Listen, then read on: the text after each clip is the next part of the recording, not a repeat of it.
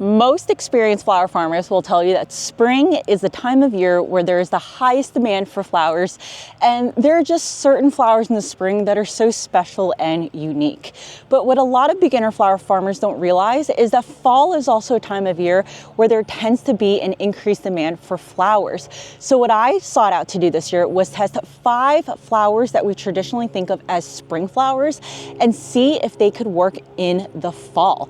And these 5 crops were Snapdragons, Stock, Ranunculus, Bells of Ireland, and Didiscus. And what I wanted to see was, could I get them to bloom in the fall and get people really extra excited about flowers this time of year, in addition to our traditional fall crops. So in this video, I'm going to talk about which ones were a smashing success, which ones were a fail, and which ones need a little bit room for improvement, but I think they can get there.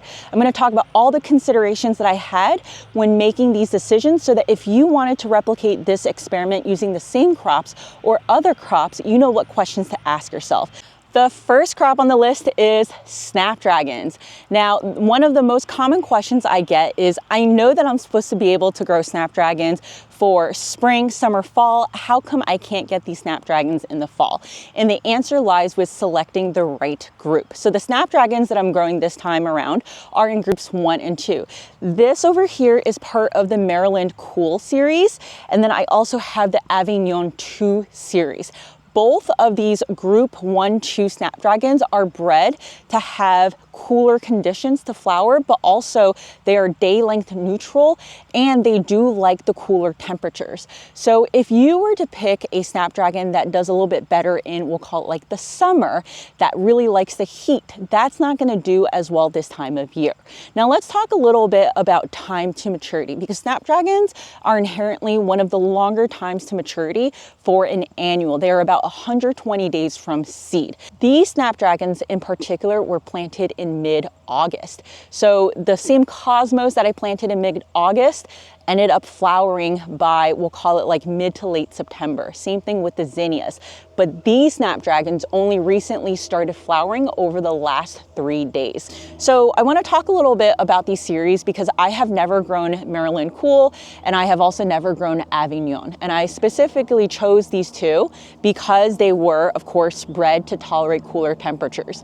One of the things I was worried about was whether or not they would actually bloom in time. So even though these snaps can tolerate a bit of, call it frostier temperatures. In fact, last night we got a bit of a kiss of frost. There's frost on the ground. We got down to 34 degrees outside, killed some of my squash plants. These were fine. However, when you start getting to really cool days, shorter day lengths, even though the plant survives, it doesn't mean it's going to flower. And that's what happened to me in year 1. I had Potomac Snapdragons that were in the ground for spring. I cut them and they were well on their way to developing a second flush for fall. Some of them did successfully bloom for the fall, but many of them were in a stage where you could see the buds starting to come out, but they never fully flowered, and that's because they just didn't have enough time or the type of weather that stimulates them to do so. So this year I got a little bit lucky because we've had a really mild fall. We've had fall that was traditionally in the 70s, even 80-degree weather. In fact, today's the first day where it's been feeling like fall. It's been really chilly. I'm wearing a sweater right now. And I would say that for the most part, I've been wearing t-shirts and shorts still during this whole October. So we're already in mid-October right now, and that said something. So I got lucky here because I do think I pushed the envelope a little bit later in terms of planting them. To be safe, I would actually plant them in earlier August instead of mid-August. And if I really wanted to double down on my snaps, I would actually also do a succession sometime in July so that I could have snaps a little bit earlier, like in September. And that was the thing. I had a bit of a gap in September because I didn't have dahlias and I didn't have a lot of the supporting flowers that I would have liked outside of cosmos. So next year, I definitely plan on planting snaps both in later July as well as in early August to maximize the amount of snaps that I'm going to have in the fall. And I love snaps in the fall. There's really limited risk of thrips because this time of year, thrips pressure is naturally a lot more soft. They're like I haven't seen any thrips in these. I just really love the combination of snaps with some of the fall and later summer flowers too. So snaps, I would grow them all year round if it really weren't for the thrips, but I think that they're really a great choice for fall, and make sure you choose the right varieties and time it right, because I think that this can be a home run for people living across all zones. Number 2 on the list is stock. Now, this isn't my first rodeo with fall stock. Last year, I had grown fall stock successfully and knew that it was possible, but I got it in September. And so the question for me was, could I get it in October? And of course, the thing that I did was I delayed planting. But I want to back up a bit by talking about what are the questions I asked myself. First was varietal selection. I selected for quartet stock, which is a branching type of stock, so it doesn't mean that it's one and done. And that helped because this year I had something come in and eat it. So with this stock, at least it still branches out and I was still able to get flowers. But quartet stock tends to be more heat tolerant. So therefore in the seedling stage, it suffers less than something that is more of a traditional type of stock.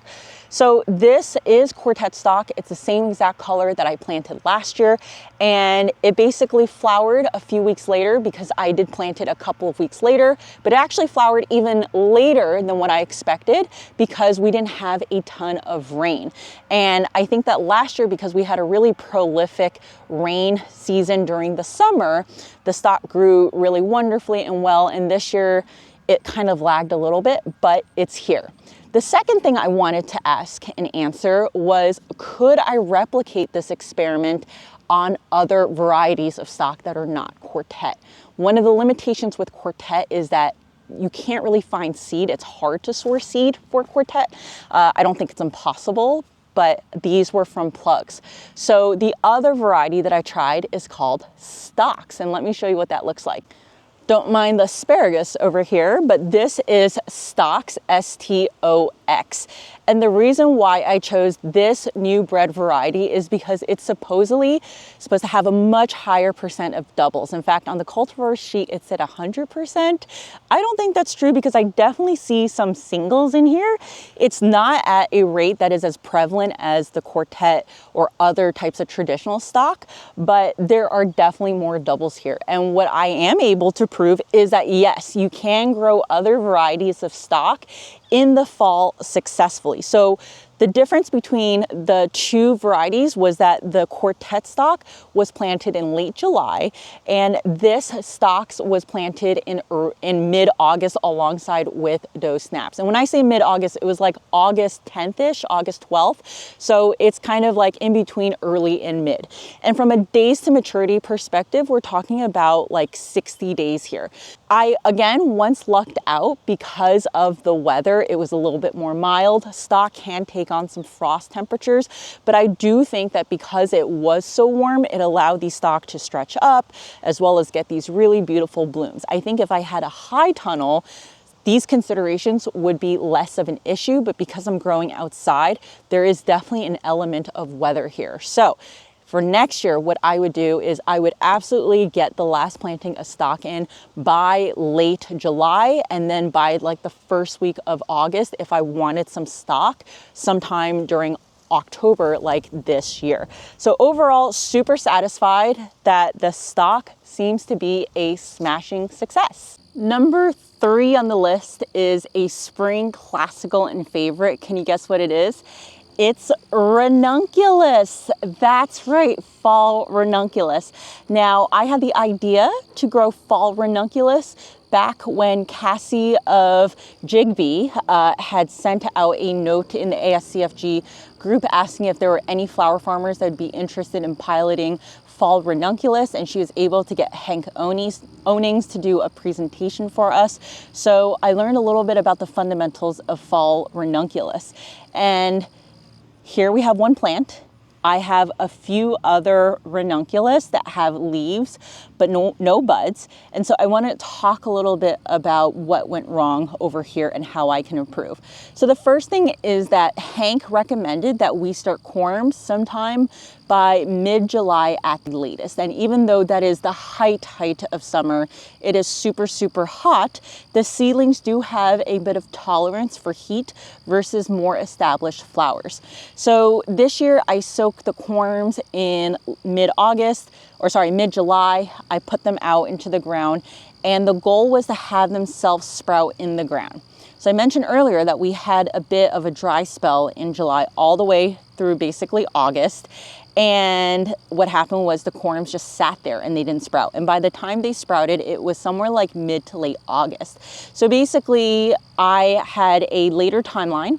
I should have done more diligence in terms of really watering the soil to make sure that they sprouted, but they didn't. And I think next year what I would do is I would try to start them indoors, pre-sprout them, and then put them outside. But nevertheless, what I've proved is that it is possible to have fall ranunculus. So the other thing is that there is definitely a lot more success if you're trying to grow this in a hoop house in a high tunnel, because obviously you have a lot more protection. The other thing to consider with ranunculus is the fact that unlike the other 4 flowers that I'm talking about today, this one tends to be more favorable towards long days, meaning that the blooms tend to initiate when the days get longer. It's not an absolute must, as you can see over here, but it certainly doesn't help the cause if the days are getting longer. So really the only thing I would change next year is starting them indoors at the same time, putting them into the ground. And this year, one of the reasons why I put them over here was because I can cover up this area in case if we get another frost before these snapdragons end up blooming and giving me a flush. Next up, we've got bells of Ireland. This is the flop. So what happened was I ordered a tray of bells of Ireland and something happened in the greenhouse and the tray was deemed to be basically non-viable. So Farmer Bailey's refunded me the full tray, but still sent it to me because they deemed that a few of the seedlings might actually have some potential. So those are the ones here. They didn't have the best start to life. They looked a little bit sad. They probably just they weren't necessarily diseased, but they were on their last leg. So I don't know if that impacted things. But what you can see over here today is that these bells look diseased. They don't look great. They're also really, really short. These are also supposed to be somewhat day length neutral plants. They obviously like the cool weather. And so I don't know if there was really anything I did wrong other than the fact that maybe they are just a spring type of crop. I'm gonna try again next year because I really do wonder whether or not getting them in a less healthy form impacted the way that they turned out. But this is really not a usable crop, unfortunately. So one of the things that I will try to do is I'm gonna let them overwinter and see if they survive our winter here and give me earlier bells of Ireland in the spring. The 5th and final flower on today's list is Didiscus, and this is a beautiful blue lavender type of color that I find difficult to find in flowers this type of year. We tend to find these types of blue lavenders in the spring through things like delphinium, even anemones, but in the fall it's kind of hard to get this color. And besides that, this is a great type of flower to grow, especially if you're trying to sell to florists, because it's what one of the florists who I used to sell to would call a floaty odie. So especially if you're doing designer work for weddings, this type of stuff is awesome because it's super dainty, it's a little bit bushier, it's whimsical, it's great for design wedding work. So this Didiscus was actually planted out a little bit earlier. It was planted out during the 2nd week of July, and it took a while. This is probably the longest days to maturity here. It's probably close to 85 days to maturity, and I'm calling maturity as having these bushier, longer stems. I started getting flowers about 40 days after transplanting from plugs, but they were a little bit wimpier. They had one stem versus when you really let them establish and then get to these cooler weathers, they start bushing out. Now, this is a native of Australia, so it is relatively drought tolerant. And that's why they did establish well in July, even though we didn't have as much rainfall. Now, the problem with my Didiscus was that something came in and ate the majority of my seedlings. So I probably only had about 20 Didiscus that was left untouched, this being one of them. But from this one plant alone, you can see I'm able to get various stems. Like there's 1, 2, 3, 4, 5, 6. If I can actually cut all of them, meaning if they bloom in time. This is another plant with just a lot of different stems. And so these have maybe about like a week's worth of vase life. You can't hold them in the cooler very long, but I just think that this time of year, unless if you have cosmos, like you're not gonna have that airy texture that you do with Didiscus and with this color palette. So I can't wait to mix it up in mixed bouquets. I am so excited to have 3 of the flowers I just talked about in relative abundance. So that's the stock, the Snapdragon, and the Didiscus. And that's because these mums are finally starting to color up. I've got quite a bit of mums in this row over here that are budded up and ready to pop. They're in all these different colors. And luckily they survived the light frost that we had. I was a little bit worried that the petals might get a little bit impacted by today's cooler weather, but they seem to be doing okay. So you can see the rest of the row is mums. And I expect that these hopefully will be ready next week for my CSA bouquet pickup. I think that that paired with the intoxicating scent of stock, the vibrant colors of the Snapdragon, and some of the 9-bark from my landscape is gonna look extra, extra beautiful and special.